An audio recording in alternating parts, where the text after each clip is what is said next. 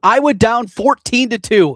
Dead in the water? Not this team. Not in this building. The Hawkeyes flip the script on Ohio State and storm all the way back and just might have punched their ticket to the big dance. Strap in. We're breaking down Iowa's statement win.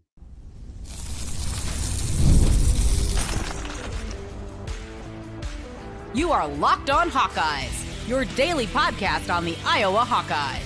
Part of the Locked On Podcast Network, your team every day. Hey, welcome in. I'm Trent Condon, and this is the Locked On Hawkeyes podcast. Thanks for making Locked On Hawkeyes your first listen every day. We are your daily Iowa Hawkeye podcast. I've been covering the Hawkeyes for over 20 years on the radio here in the state of Iowa, including currently on the Iowa Sports Radio Network, where you can hear me each weekday from noon to 2, and stations in Sioux City, Iowa City, Cedar Rapids, the Quad Cities, along with our flagship 106.3 KXNO. Today's episode of Locked On Hawkeyes is brought to you by FanDuel. Use your profit boost on an NBA future and get entered for your chance to win a trip to the NBA Finals. Play your game with FanDuel, the official sports betting partner of the NBA. A lot of basketball conversation here today as we get ready on the women's side. They will be playing on Thursday evening against Illinois. We'll break down that game and what a win can mean for them. Talking about building an NCAA tournament resume. Boy, the Hawkeye women look to be in great shape of not only hosting in the first couple of rounds at Carver Hawkeye Arena, potentially earning themselves a number 2 seed in the NCAA tournament, a 2 seed in the Big Ten tournament. Good things happening there. We'll talk about that a little bit later on. But we are going to begin the conversation here today talking about this Iowa basketball team. A little bit later on, we will get into the resume, what this win against Ohio State means for this Iowa team and what they still can accomplish for the rest of this season and going into the Big Ten tournament. And with it, yes, going into the NCAA tournament. Down early in the game, it's 14-2, and social media is ugly. The message boards are hideous. My text group chain was not looking good. A lot of frustration in the air at Carver Hawkeye Arena, and a lot of frustration certainly from the fan base that was watching from afar. But in the end, Iowa comes roaring back in this one, and they did it a bunch of different ways. You start with, of course, the coming out party for Alvaro Folgueiras. And Folgueiras has been inconsistent throughout the course of this year, has not been the number 2 weapon I think that a lot of people believed he was going to be coming into the year. The player of the year a year ago in the horizon is Robert Moore's team a season ago, where he was beforehand, had pushed Alabama in the first round of the NCAA tournament as a 15 seed against the 2nd seeded Crimson Tide a year ago. But we see when it's right, and it was definitely right tonight. And this was as a whole with this basketball team. I think 2 major components to this one, and you start on the offensive end of the floor and their ability to get into the paint. Looking at the numbers of this one, 44 points in the paint for Iowa. Folgueiras was a huge part of that. You also had the ability of Bennett Stirtz off the bounce. And when things were not going well, that's what we saw. These guys turning the corner and getting to the rim. Now, it definitely helped that the big man for Ohio State was out in this game, and you saw they were basically a donut team in there. No big guy really that was going to be able to do much of anything inside, and Iowa definitely took advantage of that. You could see the game plan. The Buckeyes came out hot. They hit a couple of tough shots. They hit a couple of open shots too as they opened up the lead. But what I liked right away, even down, it was 15-5. There was no panic out of this group. There was no chucking shots. There was no lackadaisical play. They still were locked in. They still had the belief that they were going to come back. They were going to be fine. In fact, I looked at the live betting odds at FanDuel when it was 15-5. Open up the app. What do I see? Iowa was still favored even at that point. Now, I didn't get it when it was 14-2, but still at 15-5, you're already down 10. You think, well, Ohio State's got to be favored at this point. That wasn't the case. And shows you just what this Iowa team certainly can do, and when they're getting it from this many facets. We also have to talk about, yes, the point scoring was huge on the offensive end of the floor.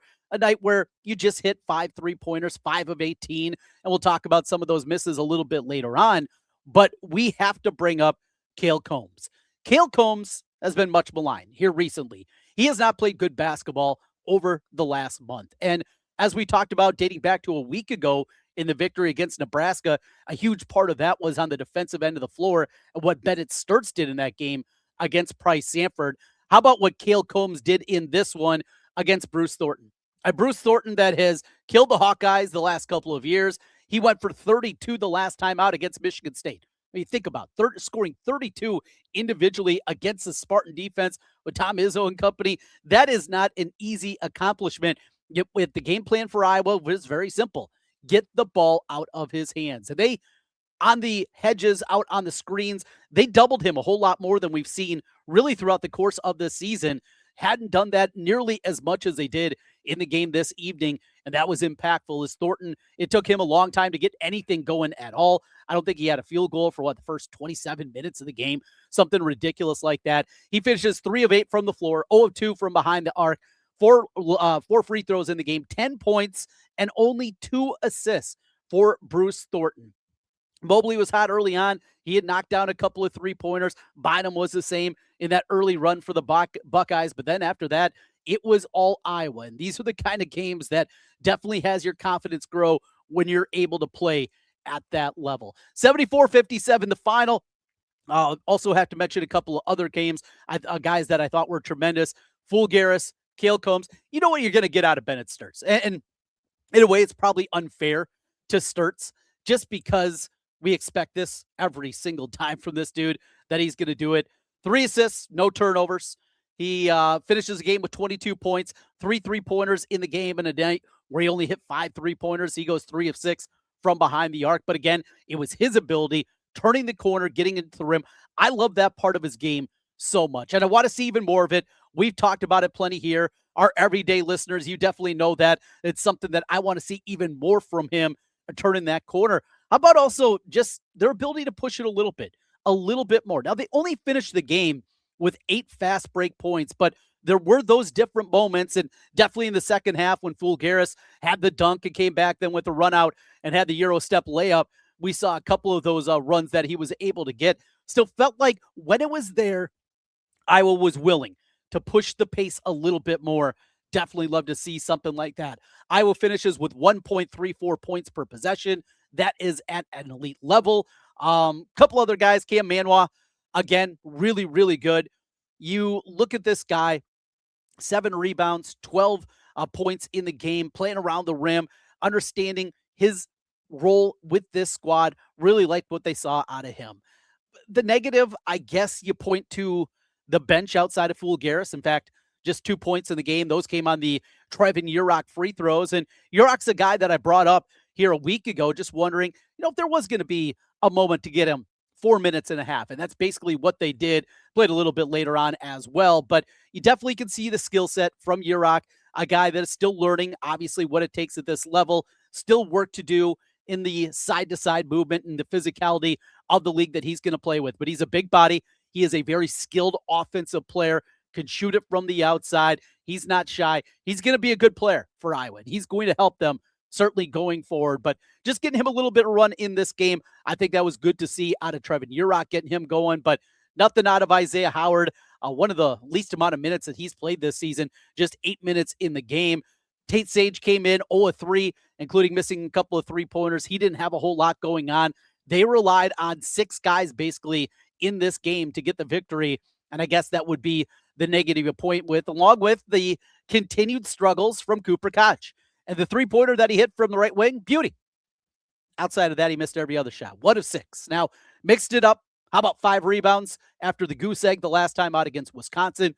Good to see that. He plays 32 minutes. We know Cooper Koch is going to be solid on the defensive end.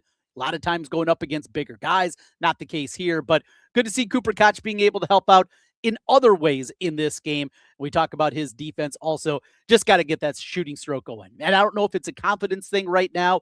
I don't know if there's something maybe mechanical that is happening with him. Regardless of what it is, need to get that guy locked in. And even if he's not hitting 40% of his 3-pointers, which I think he can be that good of a 3-point shooter, the shot just looks too good for him not to be a good shooter. And that was his calling card coming into college, is this was a guy that could really fill it up. I remember a scouting report about him back in high school talking about, for guys, a power forward type, a stretch forward type. They thought that he was the best shooter in that class out of the big guys coming in. We know he can do it. Now, get the confidence, get the mechanics, whatever it is, get that fixed because they need Cooper Koch to knock down shots. They need him to be better than he's been from behind the three-point arc. Still, great victory for Iowa. Feel good about that one. We got some more notes on that.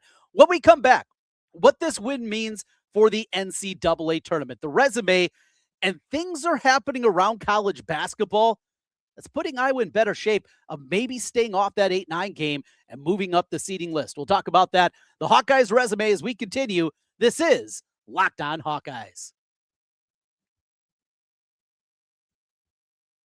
Have you ever wanted to experience the NBA Finals live and in person?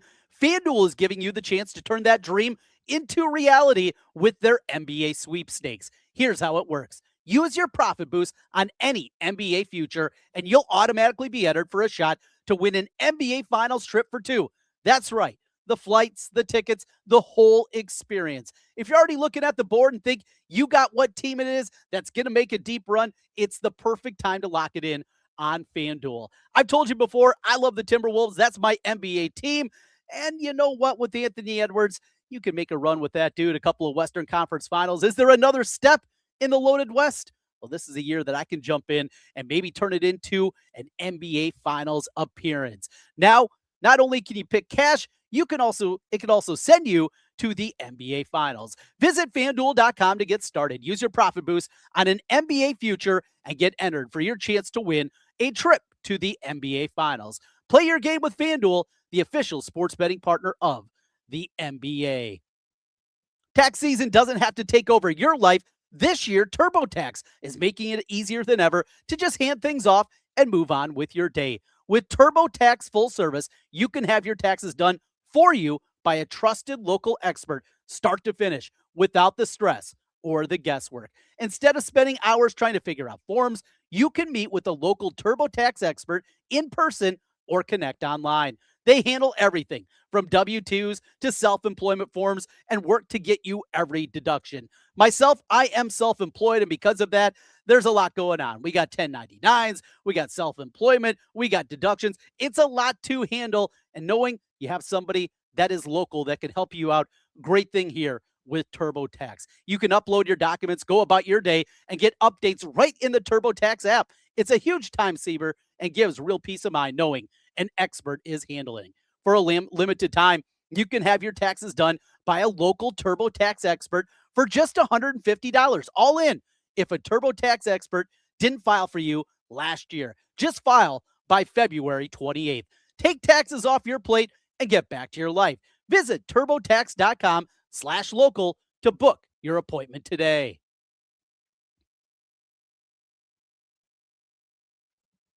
Trent Condon back with you once again on the Locked On Hawkeyes podcast. Thanks for being with us, as always, and making Locked On Hawkeyes your first listen every day on your daily Iowa Hawkeye podcast. So one thing this win did for Iowa helped solidify their place in the Big Ten tournament. The likelihood is, especially if they get the win against Penn State, they're going to be the number 8 seed, the double bye in the Big Ten tournament. And now we know what would happen if they win the matchup against the 9 seed or whoever comes out of the pigtail match before that. But still, yeah, it's Michigan. That'll be waiting for them in the quarterfinal round. Still, that's what puts them there. And in order to make a run, look, you're not going to be able to do it starting the tournament off playing on Tuesday. We know that.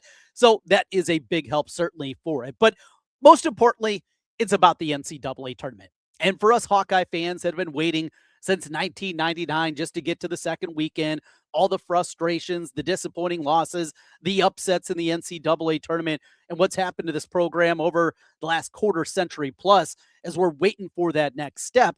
Well, we know how important it is to first get off that 8-9 game. And that's where most of the brackets out there currently have Iowa projected an 8-9 seed in the NCAA tournament. There's some different layers to that, but just to show you a little bit about this and just to get to a Sweet 16, I think for Hawkeye fans, that is our hope. Well, in order to do that, get to a Sweet 16 by percentage, your most likely path, if you are in these middle seeds, if you will, if you are an 8 seed, you have a 10% chance of making the Sweet 16, a 9 seed, a 5% chance, combined 15% chance of getting to the second weekend. if you're in the 8-9 game. Not great. However, you move up to a 7 seed. Well, that alone increases your chances up to 18%. In fact, being a 10 seed gives you a better chance of making a Sweet 16. That has happened 15% of its time on its own. The reason, well, you're not playing a number 1 seed in the round of 32, and that is a huge, huge help. In fact, even better than an 8, 9, or 10 seed is being an 11 seed. Nearly 17% of the time, the number 11 seed gets to the Sweet 16. So you have that component. But we're talking about going the other way. Obviously, a 7 seed would be great to see if Iowa can get up to that level. But the best case scenario is for Iowa to work their way up to a 6. And I know after the loss to Maryland, after what happened against Wisconsin, a lot of people have been jumping ship. But this is not in a vacuum. This basketball season, when we talk about the tournament, it's not just about what the Hawkeyes do. And as we talked about yesterday, why Iowa was in such good shape is because of what's happening around them. And a lot of the other teams in this range are losing basketball games. So Iowa gets a win against Ohio State. That's going to help. We've been talking about the metrics and kind of what it means, but you look at some of the other teams that helped. And Bart Torvik, one of the analytical sites that I talk about often, it has a rooting guide for you each and every day. You go back to Tuesday night, a lot of good things happened for Iowa. Indiana getting beat by Northwestern, keeping Iowa above them in the seeding order. Oklahoma beating Auburn, another bubble team, and that worked out well. NC State getting blown out by Virginia. That was a good result for Iowa. BYU getting throttled at home by Central Florida. Another good result for Iowa. And there's a bunch of these games that have been falling that way. New Mexico, another bubble team. They got beat by that creep Steve Alford. Washington got the win against Rutgers. That just helps because that is a road victory for Iowa. Missouri beating Tennessee. These are the things that help. And then even tonight, of course, the Iowa victory, but some of the other ones that are out there. UConn blowing out St. John's. That was a big help. Grand Canyon, who Iowa beat earlier this year on a neutral floor. They got a victory. Texas getting beat by Florida, another bubble team that moves down in the pecking order. Georgia, another team on the bubble, on the good side of the bubble at this point. Texas A&M. All these teams are losing. And with it, well, if you lose, you're going to go down, right? You're going to go down the seeding order. You're going to go down the pecking order, and teams move up, even if you're not doing anything. Things have been going well. That's not going to happen all the time. It's not all going to break your way throughout the course of the season, but that has helped out a ton, coupled with now, metrically, where Iowa is. So this is a quad 2 victory for the Hawkeyes. This one, along with the UCLA game that they got earlier this year at home, both on the fringe, but still a quad 2 victory. And I don't see either way, either Ohio State or UCLA moves up to a quad 1 victory. Still probably going to be in that quad 2 territory. Still Iowa 7-0 against quad 2, 3-7 record against quad 1. The wins that they have, road win against Washington, road win against Indiana, and the victory that they have at home against Nebraska. That is what's currently on the Hawkeyes resume. And the likelihood is that all of those games are going to stay quad 1 victories. They're not going to lose any. You know, they showed Ohio State's resume. They finally got a quad 1 victory after last night when Northwestern upset Indiana. They moved into the top 75, and that gave the Buckeyes, after they hadn't had one for so long. These will fluctuate as well. These things will change. The one anchor on the resume, though, for Iowa is that loss against Maryland. Still, we will find an updated number tomorrow. The wins above bubble WAB, that has not been updated yet. They were 31 coming into tonight. Maybe a little bit of a change on that one. But Bart Torvik has Iowa up to 22nd. Ken Pomeroy has Iowa up to 23rd. So they continue to rise in the analytical. The predictive markets really like this Iowa basketball team and what they've done throughout the course of this season. Still a lot in front of them. And you don't want to give it back against Penn State. And that's going to be tough because it's not that you're walking into a hornet's nest, right? This is going to be ugly, ugly basketball environment. Penn State in general usually doesn't have a whole lot of fans there. It's going to be a noon tip-off out on the East Coast, 11 o'clock for us, Central Time. It's going to be a sleepy environment. You're going to have to do it yourself. Penn State is not a very good basketball team. After getting this win and the way that it played out, you got to be ready to go.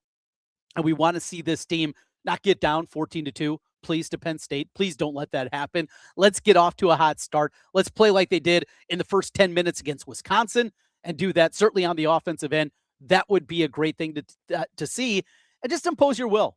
Take them out of it right away and have that sleepy environment be an embarrassment to them. And they go through the motions, much like we saw Ohio State for long stretches of this game, certainly during the second half. Do that against this Penn State team. Take them out of it. Iowa with 20 wins. Now, Ben McCollom becomes just the second coach in Iowa basketball history to win 20 games in his first year, joining Dr. Tom Davis, who won 30. Don't think Coach McCollum's going to get there, but no. That's not going to happen. Still, Iowa puts themselves in really good shape. We talked about the importance of this week, and great to see that it pays off and they get a lot of those different things. A couple other notes from James Allen, the sports information director on the basketball side of things for Iowa Hoops. Talked about Bennett Stirtz, his 22 points, but the no turnovers. And 20-plus points for the 10th time in his last 11 games, 17th time this season that has happened. The turnovers, though, a big one as well, as he does not have a turnover in this game. First time, also, Ohio State has lost back-to-back games all season long. We talked about the yo-yo that had been happening with the Buckeyes throughout the course of this one. A couple other notes from this one. Mentioned Bennett Stirtz and the turnovers. 10th game this season that he played without a turnover. And this Ohio State team, they've been scoring this year. And you saw they have some dudes offensively. Certainly, they held them to a season low, 57 points, 23.4 points below its season average. Iowa has held all but 2 opponents this year under their season scoring average, doing it on the defensive end. Love to see that. We talked about some of the regression we've seen defensively, and outside of the first 5 minutes, that was not the case in this one. Well, it's not all about the men's side. The women, they got a big one themselves. It'll be the finale for the regular season at Carver Hawkeye Arena. It's Illinois up next, and maybe a little bit of payback. That's next. Locked On Hawkeyes. I'm Kalia Butler, host of Locked On Women's Basketball, and this is Mazda's Women's Basketball Snapshot, celebrating the work no highlight reel can ever capture. South Carolina rolled past Ole Miss 85-48 to clinch a share of the SEC regular season title and lock down the #1 seed in the conference tournament. The Gamecocks extended their win streak over Ole Miss to 21 straight. UCLA dominated Wisconsin 80-60 to secure its first outright Big Ten regular season championship in program history. The Bruins improved to 27-1 overall and remain unbeaten in conference play. And number 12 TCU stormed back from a 13-point fourth quarter deficit to beat Iowa State 80-73. The Horned Frogs now sit alone atop the Big 12 standings and are 1 win away from clinching another regular season conference crown. These moments are earned off the clock, those long before the lights ever come on. The sweat, the fakes, the doubt, the scrapes, and coming back for more every time. Mazda puts that same drive into every detail. Wins define the moment, putting in the work, that defines you. There's more to a Mazda because there's more to you. Today's episode of Locked On Hawkeyes is also brought to you by Indeed Sponsored Jobs. Workplace chaos, deadline stacking up, inbox overflowing, and the one position you have to fill is still sitting open. When the pressure's on and you need the right hire, this is a job for Sponsored Jobs. Indeed Sponsored Jobs help you reach the people who actually fit what you're looking for. Skills, experience, location, so you're not just hoping the right candidate happens to stumble across your post. Here's a stat that says it all. In the minute I've been talking with you, companies like yours made 27 hires on Indeed, according to Indeed data worldwide. If you're hiring, spend less time searching and more time interviewing the candidates who check all your boxes with Indeed Sponsored Jobs. Spend less time searching and more time actually interviewing the candidates who check all those boxes. Less stress for you, less time spent, and more results. When you need the right person to cut through the chaos, this is a job for Indeed Sponsored Jobs. Listeners of Locked On Hawkeyes, you're going to get a $75 sponsored job credit to help get your job the premium status it deserves at Indeed.com/podcast. Just go to Indeed.com/podcast right now and support Locked On Hawkeyes by saying you heard about it on the podcast. Indeed.com/podcast. Terms and conditions apply. Need to hire? This is a job for Indeed Sponsored Jobs. Locked On Hawkeyes back with you one final time. Thanks for being with us as always. and making Locked On Hawkeyes your first listen every day on your daily Iowa Hawkeye podcast. Hey, if you do listen to the program each and every day, we got something going on for you right now. It's our Everydayer Club, an opportunity for you to get every single episode like you do already, but get it ad-free. Plus, we have members-only Discord access. You can check it all out, lockedonhawkeyes.supercast.com. The Iowa women wrap up at Carver for the regular season because, yes, they will be hosting in the first and second round of the NCAA tournament. And here comes Illinois. The Illini a year ago knocked off Iowa early in the conference season, and an Illinois team that certainly, well, it's going to feel a little bit different with Guyton now over there. And though she has not been playing probably the role that she anticipated, I think, making her way over there, she had some DNPs earlier this season. Still, this has been an up and down season for her. A lot of people thought that she was going to be the heir apparent. She was going to take over the point guard spot. That didn't happen. Iowa went out and got chit chat right, and it's worked incredibly well, obviously, for them. The Iowa women in control now of getting the number 2 seed in the Big Ten tournament with their victory on Sunday against Michigan. And when we talk about resumes, this resume is absolutely sterling. 7 quad 1 victories, a combined 13-5 record against quad 1 and quad 2. There's quality in there as well. Nice victories. The Michigan one, road victories against Maryland and Nebraska. What they've done also, Michigan State, Ohio State, Oregon, all quad 1 victories. Really good on that resume. The neutral court victory that they have against Baylor stacks up incredibly well when you're looking through their resume in comparison to some of the other number 2 and number 3 seeds that are out there. Now, the matchup against the Illini, what's going to give Iowa some problems in this game Thursday?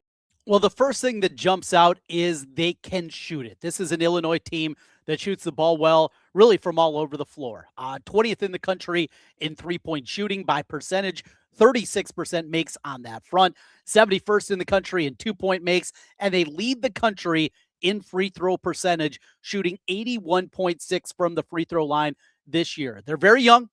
They are a team that plays a ton of freshmen and sophomores. This is going to be a team you're definitely going to have to contend with a whole bunch going forward in what Shauna Green's building over there in Illinois. They've won 3 in a row, regained some confidence after they had lost 4 out of 5. Still, they had some tussles, and they went out to Oregon, lost by 3. They hung around better than most teams have against UCLA, lost that one by 13. Lost by 6 at Nebraska. This is a team that has been there, just hasn't been able to get over the hump against many of the better teams in the Big Ten. They've taken care of business, beat the teams, certainly that they're supposed to. Got a win earlier this year against Maryland. Definitely their best victory of the season. This would be that huge quality victory. Obviously, coming to Iowa City and getting a win. It is projected Iowa 10.5-point favorite in the matchup against Illinois, but a very talented offensive team. That goes back, though, to this Iowa defense and what we've seen out of them going back to Sunday. You don't want to let down after getting a top 10 win. You don't want that to happen. Michigan, Ohio State played a great game themselves on a Wednesday evening, one that came down to the wire, went to overtime, and the Buckeyes had a look to beat Michigan, but couldn't get over the hump in that one. 6'3" freshman, Parchment, big load inside. Barry Wallace, maybe their best player on the floor and can do a little bit of everything. But mentioned Parchment, 6'3", she can step out, 29 3-pointers this season. Maddie Weber shooting 42% from behind the arc. So a lot of shooters, got to cover them up. Let's hope that Hawkeye defense certainly plays as well as we saw Sunday against Michigan. If they do, they're going to be in good shape to get the victory here. That'll do it for today. We will be back with you after it goes final with Iowa and Illinois with a rapid reaction podcast, as we just did here on the men's side of things. Iowa gets a win against the Buckeyes. Oh, that always feels good. Hope you have a great week. If you're watching us on YouTube, make sure you hit that subscribe button. If you're listening on the podcast side, 5-star reviews, all that helps us get in front of more Hawkeye fans. And if you are everyday listeners, want to join the Everydayer Club, go to lockedonhawkeyes.supercast.com and get each and every show ad-free. lockedonhawkeyes.supercast.com. Hope you have a great day. We'll talk to you again tomorrow. Until then, go Hawks.